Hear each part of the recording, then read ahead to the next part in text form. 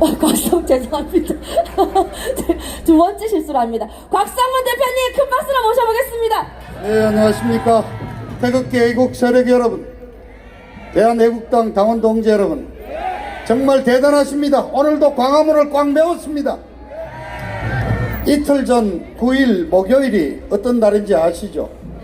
가짜 대통령 문재인이가 청와대를 불법으로 차지한 만 2년이 되는 날입니다. 바로 그날 아침에 북괴 김정은이가 오후죠, 평안북도 구성이라는 지역에서 미사일 2발을 아주 축포로 쏴줬습니다. 지난 토요일 그리고 9일 이렇게 2번에 걸쳐서 방사정, 방사포다 이런저런 한 30발 정도를 쏘았는데요. 그 중에 미사일이 4발 있었습니다. 우리 애국시민 여러분, 오늘 공부 좀 하고 가시죠. 이 미사일이 러시아가 개발한 이스칸데르라는 이름의 단거리 탄도미사일, 북한이 만든 짝퉁입니다. 그런데 이게 이동 발사체에서 발사가 됩니다.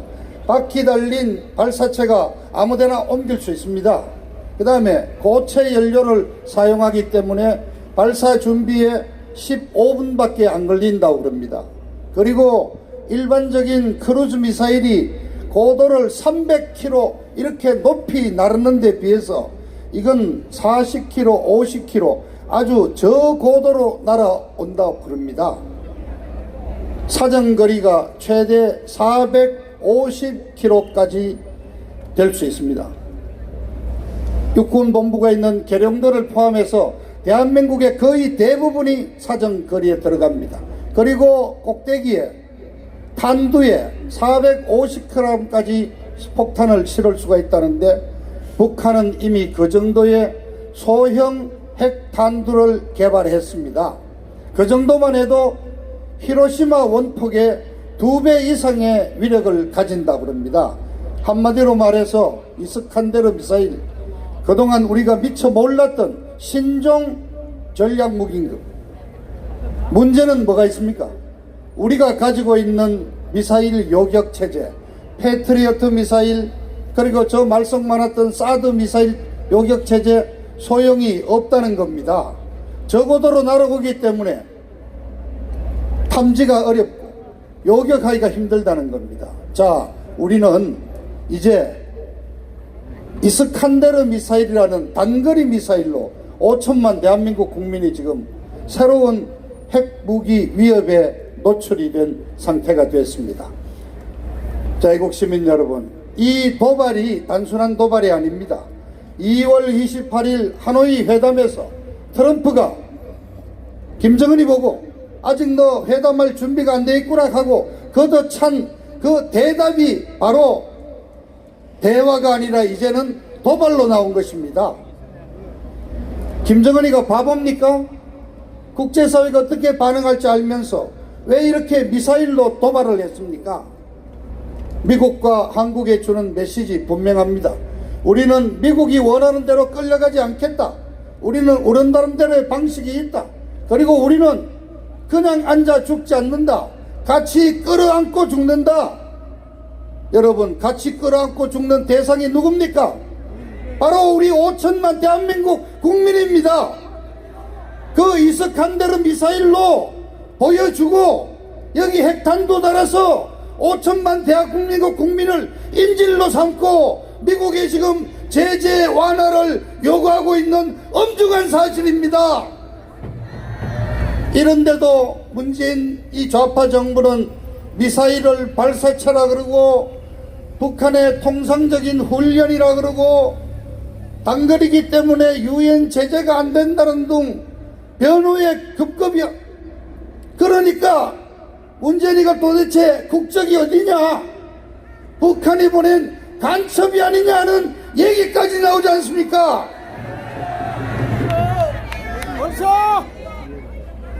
자, 애국시민 여러분, 이제 공은 미국으로 넘어가 있습니다. 미국은 분명히 얘기했습니다. 단거리 탄도미사일이기 때문에 유엔 제재 대상이다. 트럼프 대통령은 심각한 사태다.